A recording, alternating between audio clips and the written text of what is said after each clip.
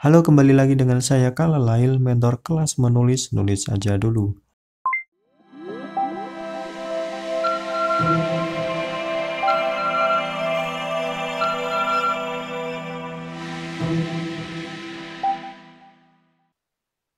Kali ini saya akan memberikan kritik dan saran untuk puisi peserta kelas menulis saya. Yuk langsung saja kita bedah puisinya. Baik, ini adalah puisinya. Judulnya Malam Ini. Ini ditulis oleh salah satu peserta di kelas menulis saya. Ada 3 bait berjudul Malam Ini. Mari kita baca terlebih dahulu sebelum saya memberikan krisan. Malam ini, 19.30, tertampil jelas di layar monitorku. Sedang aku masih duduk saja, meraih secangkir gelas yang berisi kopi. Kemudian menyeruputnya berharap mendapatkan inspirasi. Dinginnya malam ini menggigil aku, mungkin sebab aku seorang diri, yang sesekali terdengar bunyi jangkrik dan katak ramai sekali, sebab hujan malam ini baru saja berhenti. Kopi yang sedari tadi ku seruput, sekarang hanya menyisakan ampasnya saja, yang aku habisi tapi tidak kunikmati. Sama layaknya aku malam ini, sunyi, sepi, hanya saja tidak mati. Baik, itulah puisinya. Mari kita langsung menuju krisan. Di sini saya sudah memberikan beberapa catatan untuk memperbaiki puisi ini.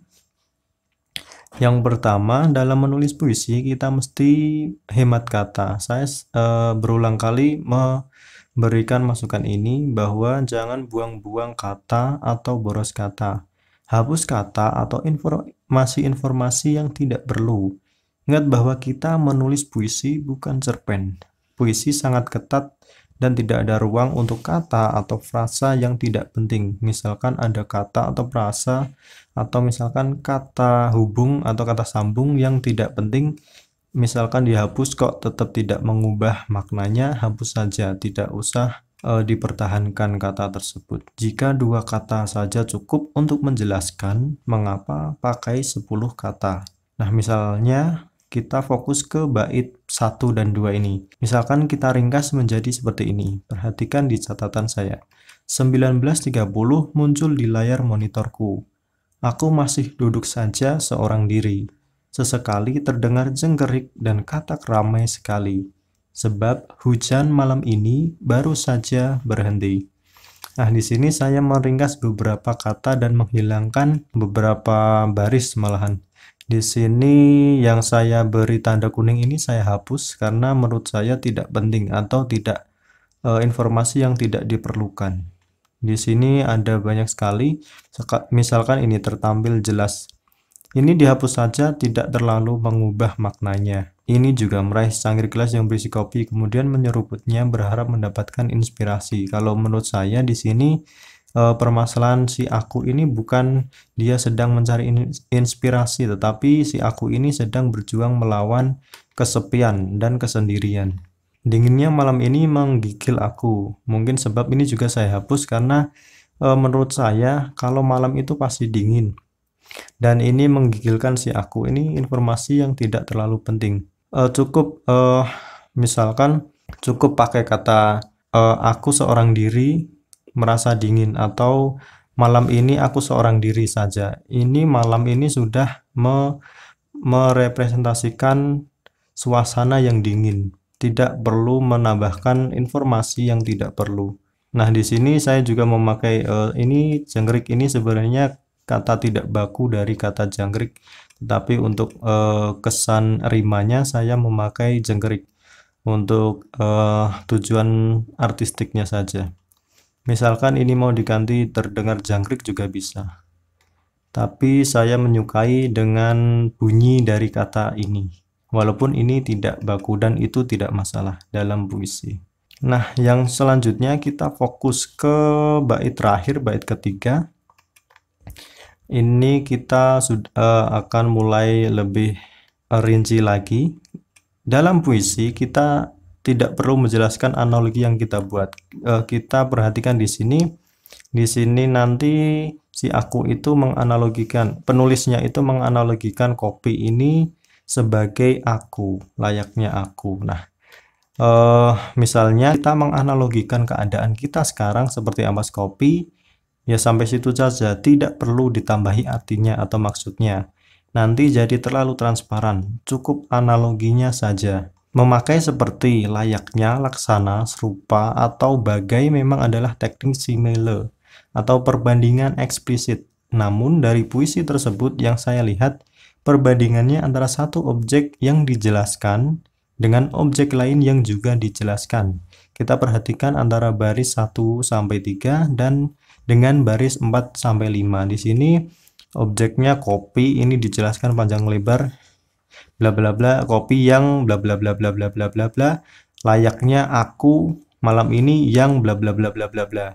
Ini satu objek ini dijelaskan bagai aku yang dijelaskan sepanjang ini. Menurut saya tidak perlu, tinggal fokus saja ke kopi dan si aku kalau mau dipakaikan teknik simile. Hasilnya yang terjadi nanti kalau seperti itu adalah pengulangan informasi karena mungkin takut pembaca tidak paham maksudnya. Di sini kan dijelaskan sekali kopi yang bagaimana, terus aku yang bagaimana. Nah, ini kan informasi yang terlalu berlebihan atau terlalu banyak. Tidak perlu memberikan informasi terlalu panjang, lebar, dan berulang. Misalnya kita ganti seperti ini, 2 baris saja seperti ini. Perhatikan di note saya ini, aku bagai kopi malam ini, tinggal ampas dan sepi. Ini kita fokus ke kata kuncinya toh, di kopi dan aku. Kita akan membandingkan kopi ini bagai aku ini bagai kopi. Lah, kopi yang bagaimana, aku yang bagaimana, yang tinggal ampas dan sepi. Udah gitu toh, itu sudah menampung berapa ini, 5 baris ini. 2 baris ini sudah menampung makna dari 5 baris ini dan tujuannya, ide maknanya juga sama. Jangan pernah memposisikan pembaca di bawah kita. Jangan pernah memberikan informasi yang terlalu berlebihan ke pembaca. Jangan pernah memposisikan pembaca di bawah kita. Jangan takut kalau pembaca kita tidak memahami apa yang ingin kita sampaikan. Bisa jadi pembaca kita lebih berpengalaman atau lebih luas pemikirannya dalam memaknai bahasa atau kata-kata dibandingkan kita. Bisa jadi pembaca kita lebih tahu atau lebih luas penafsirannya dibandingkan kita. Jadi jangan takut kalau metafora yang kita gunakan atau pemadatan kalimat yang kita pakai itu akan menyulitkan penafsiran pembaca. Jangan pernah takut. Nah, untuk metafora kita perhatikan yang ini tadi. Kita memetaforakan si aku ini tinggal ampas dan sepi. Apa maksudnya? Kok aku, si aku, padahal ini kan orang. Kok aku, si aku ini tinggal ampas? Itu kan metafora. Biarkan pembaca yang menafsirkan apa dan bagaimana ampas itu. Nah, bisa jadi artinya sesuatu yang sudah ditinggalkan dan tidak berguna dan lain-lain. Sama seperti aku, ini yang juga sudah ditinggalkan oleh seseorang dan tidak berguna lagi.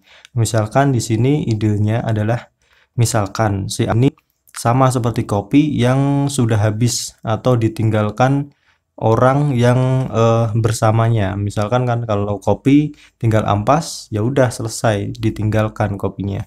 Sama seperti aku ini, misalkan dia baru bersama seseorang dan dia sudah tidak diinginkan oleh seseorang itu dan ditinggalkan begitu saja seperti layaknya kopi.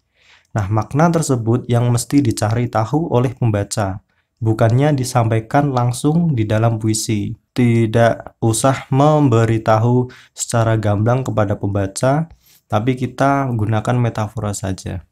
Atau jika tidak ingin memakai simile atau penyamaan tadi bagai layaknya seperti itu, bisa seperti ini misalnya, kopi tinggal ampas dan aku masih sepi. Hanya saja kami tidak benar-benar mati, hanya sepi. Nah, di sini kan tidak ada pengandaian antara kopi dan aku. Tidak ada penyamaan antara kopi dan aku. Kopi ini tinggal ampas sementara dan aku masih sepi. Dua objek ini dipisah oleh dan, tidak disatukan atau disamakan karena kita tidak memakai simile. Tetap saja bisa. Dan kita lihat di sini ini kan cukup padat, tidak bertele-tele, tidak panjang lebar. Kopi tinggal ampas dan aku masih sepi. Kalau kita menggunakan logika, ini kan tetap bisa masuk ke logika kita, ke nalar kita, bahwa kopi ini tinggal ampas dan aku masih sepi. Hanya saja ini disatukan menjadi kami, kopi dan aku ini sama-sama tidak benar-benar mati. Seakan-akan memang si kopi ini tidak mati, hanya habis tetapi ditinggalkan. Si aku ini juga tidak mati, hanya ditinggalkan. Dan si kopi dan aku hanya dirundung sepi, tapi tidak mati. Mereka itu masih hidup. Kopi ini masih, meskipun tinggal ampas, dan aku ini juga masih hidup, tidak benar-benar mati, tidak benar-benar tidak berguna. Hanya mereka ini dua objek ini sepi, sama-sama sepi, seperti itu. Misalkan kita tidak memakai simil. Nah, yang ketiga, karena kata kuncinya adalah kopi dan aku, memperbandingkan dua objek itu, seharusnya baris puisinya bisa ringkas, tidak perlu bertele-tele. Kan intinya dari puisi ini, idenya kan hanya si aku kesepian dan didera rasa sunyi, sama seperti kopi yang sudah habis dan tinggal ampas. Inti dari puisi ini kan 3 bait yang panjang ini kan sebenarnya cuma ini intinya, yang saya garis miring ini. Hanya 3 baris ini tok yang pendek sekali ini. Harusnya kan bisa diperingkas, tidak usah terlalu banyak memakai kata-kata atau informasi yang tidak perlu. Nah, seperti itu. Coba belajar menghapus kata hubung, frasa-frasa atau informasi yang tidak perlu dan memadatkan puisi yang kita tulis. Silahkan jika ingin di screenshot terlebih dahulu dan ingin dibandingkan atau dipelajari di rumah, silahkan. Ini perbaikan dari saya. Ini puisi aslinya. Untuk yang bab 3 ini perbaikan dari saya. Ada 2, pilihannya bisa ini atau bisa ini. Puisi aslinya ini. Oke, jangan lupa kalau teman-teman ingin bergabung di kelas menulis saya, bisa langsung klik di link deskripsi gratis. Kalian bisa belajar puisi dan cerpen. Nah, ini contohnya. Ini kelas nulis aja dulu yang ke-6. Di sini kalian akan diberikan materi puisi dan cerpen dan ada tanya jawab yang akan langsung dijawab di sini di grup. Ini grupnya tidak akan tercampur oleh chat karena grupnya khusus, hanya admin saja yang bisa komen. Jadi tulisannya ini, tanya jawabnya bisa kalian baca kapanpun kalian mau. Silahkan klik link di deskripsi jika ingin bergabung gratis. Jika ada yang ingin mengirimkan puisi atau cerpen untuk diberikan krisan, juga bisa mengirimkannya melalui email ke kalalail96@gmail.com. Oke, terima kasih. Kita berjumpa lagi di kesempatan berikutnya. Sampai jumpa.